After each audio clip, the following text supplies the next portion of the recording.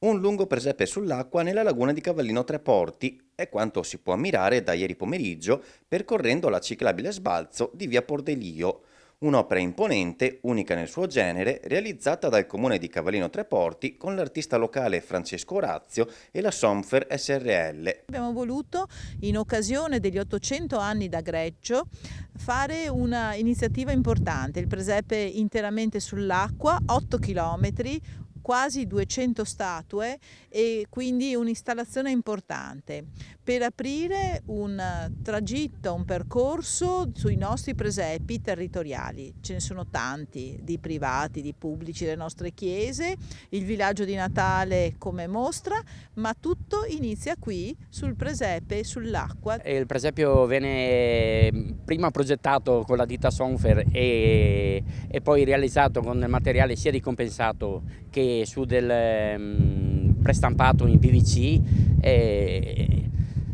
Poi vengono attaccati dei paletti con delle viti e con della colla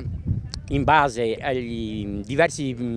piazzamenti di terreno, perché c'è più marea, più bassa marea, e siamo riusciti in 20 giorni a farlo, però ci siamo riusciti orgogliosamente, insomma. All'inaugurazione, oltre all'amministrazione comunale, erano presenti i due parroci del territorio, Don Fabio e Don Alessandro, che hanno benedetto l'opera, una natività che celebra e rende omaggio al legame della comunità con San Francesco, nell'anno in cui si festeggia la ricorrenza dell'800° anniversario dal primo presepe che il santo organizzò a Greccio. Un presepe unico sull'acqua che apre però il percorso a tanti presepi che ci sono nel nostro territorio e anche allo spirito, lo spirito francescano del bellissimo cantico delle creature, Laudato si mio Signore, e proprio per aprire lo spirito alle prossime festività natalizie.